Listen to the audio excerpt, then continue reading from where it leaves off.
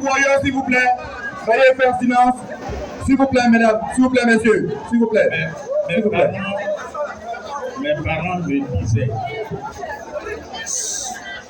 le jour commence. Pourquoi? Lorsque tu te réveilles.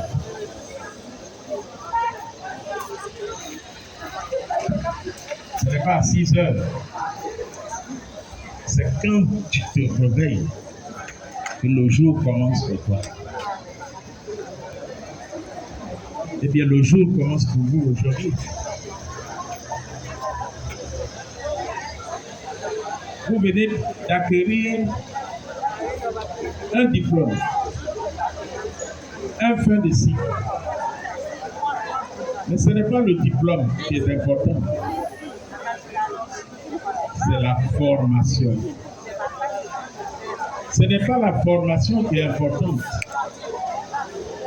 C'est le savoir-faire que vous avez acquis qui est important. On peut tricher pour avoir le diplôme. On peut acheter le diplôme. Mais lorsqu'un chef d'entreprise t'emploie, il découvre que tu es habillé, mais nu. Parce que tu possèdes un diplôme sans aucun savoir-faire.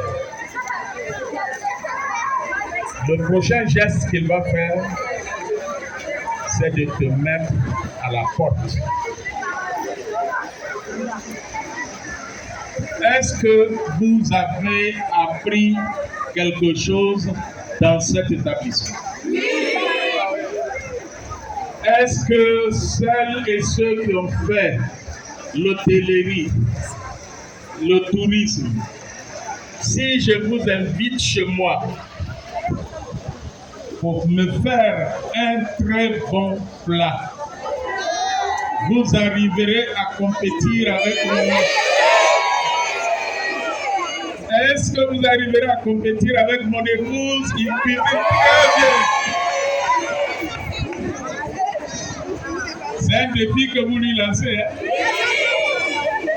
Ceux qui ont fait le BTP, est-ce que vous serez capable, est-ce que vous serez capable d'accompagner un ingénieur, un technicien sur un chantier sans être complètement perdu parce que vous savez des théories, mais vous ne savez pas à quoi ça sert? C'est une question que je vous pose. Là, vous n'êtes pas très convaincu. Très bien. Chers amis, chers filles, je partirai de mon exemple pour vous donner un conseil. Vous avez dit que votre devise c'est rigueur, travail, excellence. Dans une des formations que je fais, parce que je fais de la formation motivationnelle,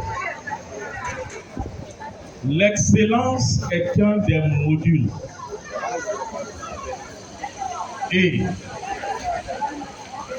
une des questions que je pose, c'est est-ce que lorsque tu donnes un travail à quelqu'un, quel est le résultat que tu attends?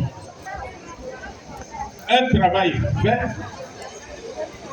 un travail bien fait ou un travail très bien fait? Alors, si moi je vous emploie, je voudrais effectivement avoir un travail très bien fait. Et ça nécessite une concentration. Ça nécessite un dévouement. Ça nécessite qu'on oublie Facebook. WhatsApp. Aimer WhatsApp. Ça nécessite une concentration. Est-ce que vous me comprenez? Vous sortez de l'école et vous avez fait une mise en scène, un scénario tellement bien qui montre que vous faites la même école et il y en a qui vont devenir des vendeurs de médicaments traditionnels. Pendant que certains deviendront des chefs d'entreprise, des personnes importantes dans la société, et qui, comme nous sommes à la veille de la fête des mères, ils vont aller offrir de beaux cadeaux à leurs parents. Alors la question que je vous pose, et ça c'est une question pour chacun de vous.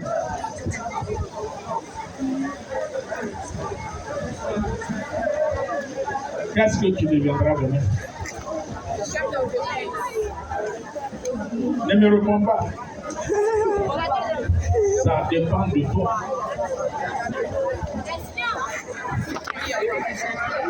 En sortant de l'école, pose-toi la question de savoir qu'est-ce que tu deviendras demain. Parce que tu as été formé, monsieur le directeur, j'ai vu, vous l'avez félicité, vous lui avez fait un cadeau. Ça veut dire que vous avez apprécié le travail qu'il fait. Et j'ai saisi l'opportunité pour le féliciter aussi. Et son travail bien fait est reconnu au plan national. Il a été lauréat du prix national d'excellence.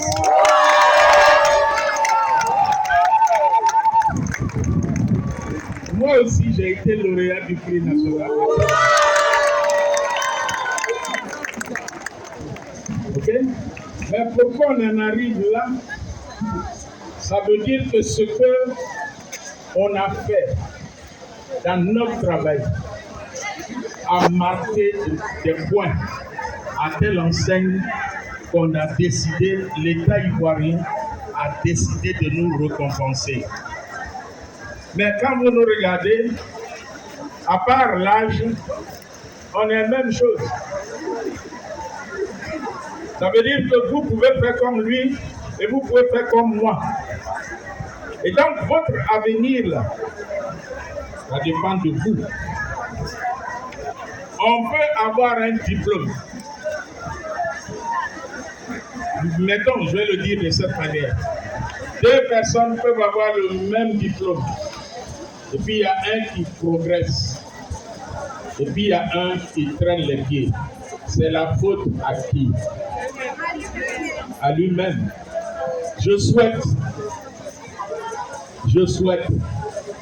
que la promotion que vous êtes soit une promotion que partout où on vous verra, qu'on dise c'est vraiment une promotion d'excellence.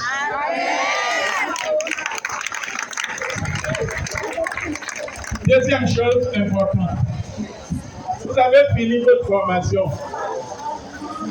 La tendance dans le système francophone, c'est lorsque tu as fini, tu commences à rédiger j'ai l'honneur, qui va m'embaucher. Et si personne ne t'embauche,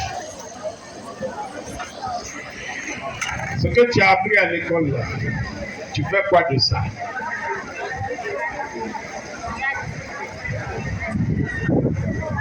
Commencez à y réfléchir. Parce qu'il y en a qui vont faire j'ai l'honneur de solliciter de votre bienveillance un emploi. Et puis ils vont avoir du travail le lendemain. Il y en a, ça sera dans 6 mois. Il y en a, ça sera dans 1 an. Ok? Pendant ce temps-là, tu fais quoi? Et je vais vous conseiller,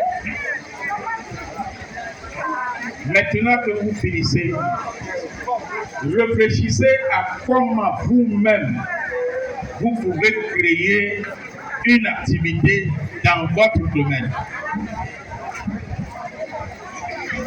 Si tu as appris la pâtisserie, n'attends pas qu'un pâtissier t'embauche. Commence à faire un peu de pâtisserie chez toi à la maison. Si tu n'as pas de four, demande autour de toi une tante, un tonton. Tu peux avoir un four que tu peux utiliser. Il ne faut pas lui demander de te donner son four et son gaz cadeau. Il faut contribuer. Parce que cadeau, ça te maintient dans la léthargie. Dis-lui, tonton, je vais vendre mes gâteaux. Ou tanti, je vends mes gâteaux, mais sur mon bénéfice, là, je vais te donner ça, ou bien je vais chaque mois acheter une bouteille de gaz pour remplacer ton gaz. Comme ça, quand tu seras en train de gagner de l'argent, il ne va pas dire tu gagnes de l'argent sur mon dos. Donc, ça c'est pour ceux qui ont fait la cuisine. Ceux qui ont fait le bâtiment, c'est pareil. Vous n'êtes pas obligé d'attendre d'être embauché. Proposez ce que vous savez faire là. À des privés, à la maison, aux voisins. Il y en a qui ont des petites réparations dans leur maison. Ils peuvent te le donner. Et quand ils te l'ont donné, que tu l'as bien fait, ils vont dire à leurs voisins, leurs amis, que c'est toi, un bon petit du quartier, qui m'a réparé mon mur qui est fendu. Et le jour où ils ont un besoin, il dépasse sa compétence, tu vas trouver quelqu'un qui s'y connaît, tu lui demandes les renseignements, il te dit et il te fait un débit, et puis tu ajoutes ta marge dessus. Et tu viens proposer à ce tonton ou à cette tante. Et petit à petit, tu deviens entrepreneur. Un entrepreneur, ce n'est pas un sorcier. C'est quelqu'un qui rend service aux autres moyennant une rémunération. Donc tu colles 2 briques, 3 briques là-bas, et puis on te paye.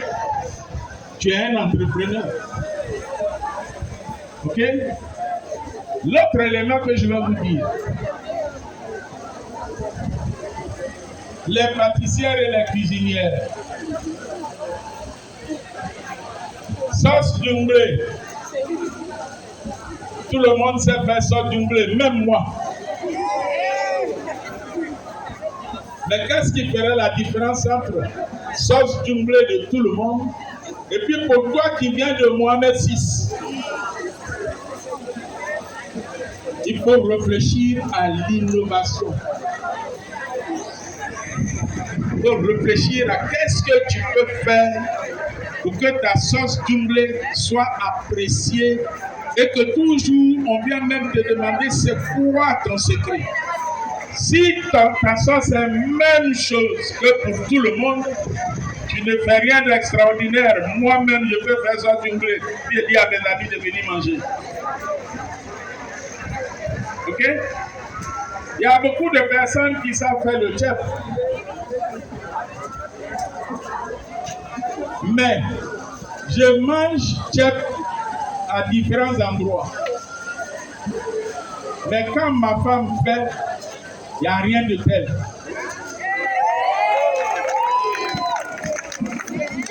Et mieux, si elle vous fait un riz vermicelle ici, jusqu'à demain, on mange seulement. Parce qu'elle innove, elle met sa touche. Donc, apprenez à innover. Mes amis qui sont dans le bâtiment, moi aussi, je suis enseignant, chercheur inventeur, innovateur. Parce que chaque jour que Dieu fait, j'essaie d'apporter une solution à des besoins que nous pourrions avoir.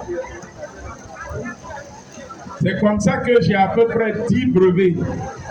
Donc 10 inventions qui sont protégées par des brevets. Et ça n'a rien de sorcier. Seulement,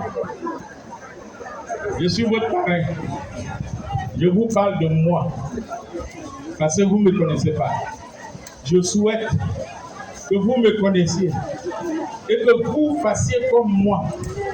Et que chaque fois qu'on dirait à la télé, il y a des prix d'excellence dans le tourisme, dans l'hôtellerie, dans le BTP. Je regarde la figure là, je sors la photo et je vois que c'est un date.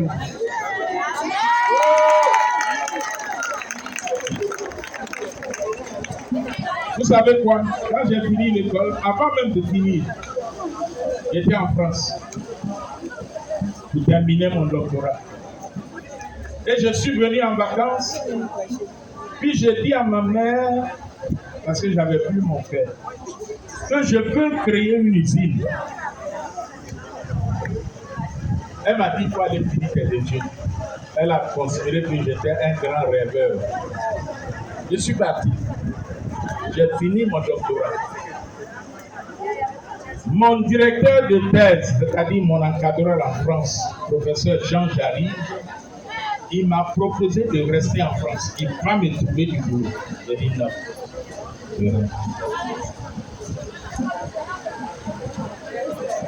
Il a insisté et j'ai décidé de rentrer. Aujourd'hui, j'ai une usine. Le directeur est venu dans mon entreprise pendant que je suis enseignant à l'université. Mais quand j'ai commencé au début, je n'avais pas grand-chose. Je venais enseigner et quand je repartais à la maison, entre 19h et 21h, je mettais ma main dans le ciment pour fabriquer mes premiers moules avec lesquels je fabrique des tuiles. Et puis après, quand on a commencé à évoluer, on a fait des moules en polyester. Et puis ensuite, on a évolué, on a acheté pour faire confectionner dans un pays voisin des moules en aluminium. Donc, on ne devient pas riche brusquement tout à coup soudain, sauf si on veut aller voler. Mais je crois que vous êtes sérieux. Et vous voudrez avoir la joie de votre réussite. Parce que quand on progresse doucement, doucement, des fois on jette un coup d'œil derrière et puis on se dit, je viens de loin. Et Dieu merci, j'ai progressé. Est-ce que vous me suivez? Donc, si tu commences doucement, doucement, que les gens se moquent de toi, ça fait rien. Toi, tu sais où tu vas arriver. Quand j'ai commencé, je faisais géobéton, des briques en terre rouge. Parce que ma spécialité, c'est sciences des matériaux. Et les enseignants des collèges, j'étais à Dabou, des collèges de Dabou, ils disaient entre eux là, mais le gars là, il se fait appeler docteur Emeroua et puis c'est briques qu'il fait. Briques en terre que nos parents savent faire depuis. Mais quelques années après, de 89 à 92, je n'ai fait que faire ça. Mais à partir de 92, j'ai commencé à faire mes tuiles après avoir fait mes moules la nuit. Maintenant, quand il me voit, je ne fais plus les briques en terre des villages.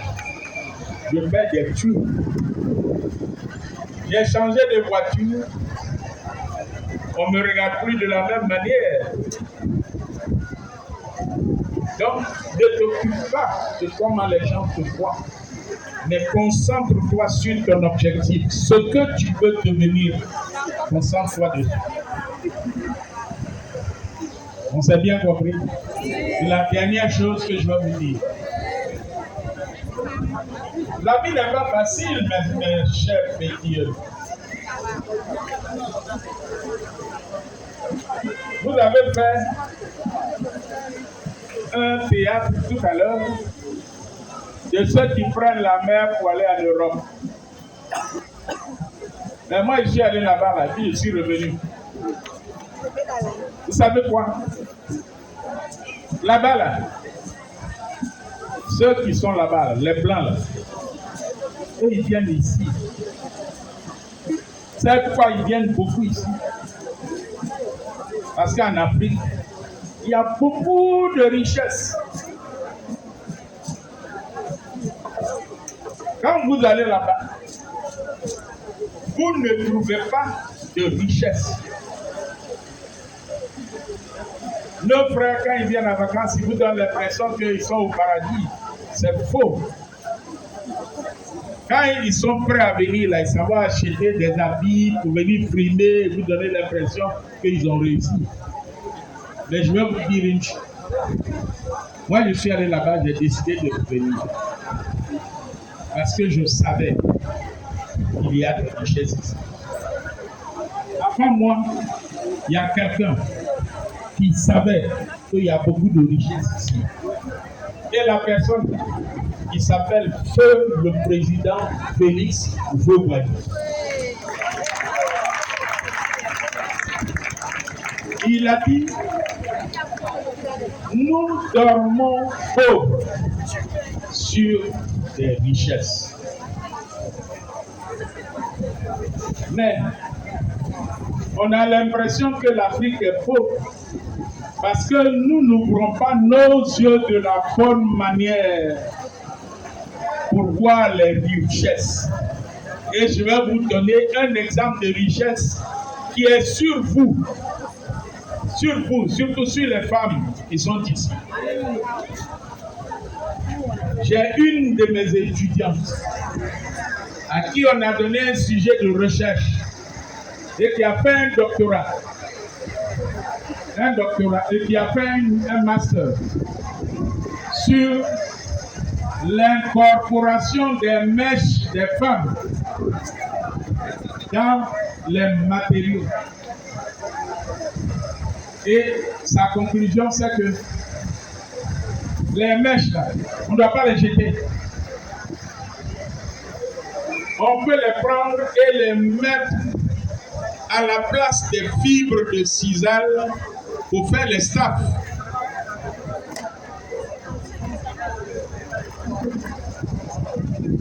Voilà, toutes vos amies qui ont des mains sur la tête, c'est une richesse qu'elles ont. Mais quand elles finissent, elles s'en vont jeter ça à la poubelle.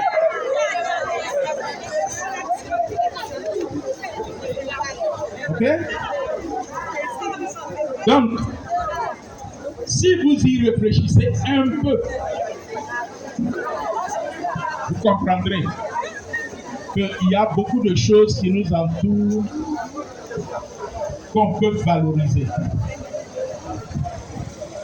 J'étais un jour au Palais de la Culture où j'ai vu une femme qui ramasse tous les Kleenex, tous les morceaux de papier. Elle l'utilise pour faire des objets d'art. Et elle vit bien avec.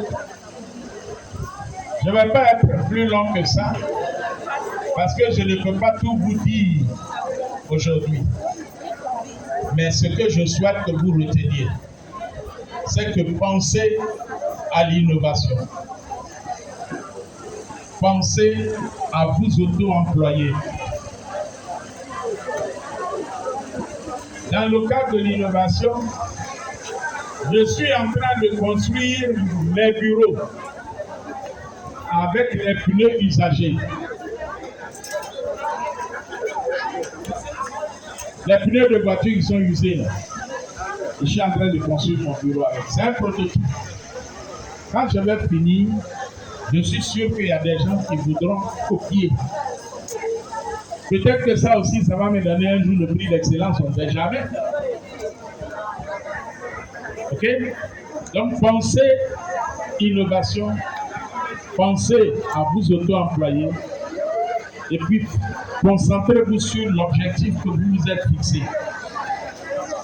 Et dites-vous que vous devez ressembler à votre parrain. Je vous remercie. Merci beaucoup, professeur Emeoua Edikeme. Merci pour ces sages conseils. Le président de la promotion,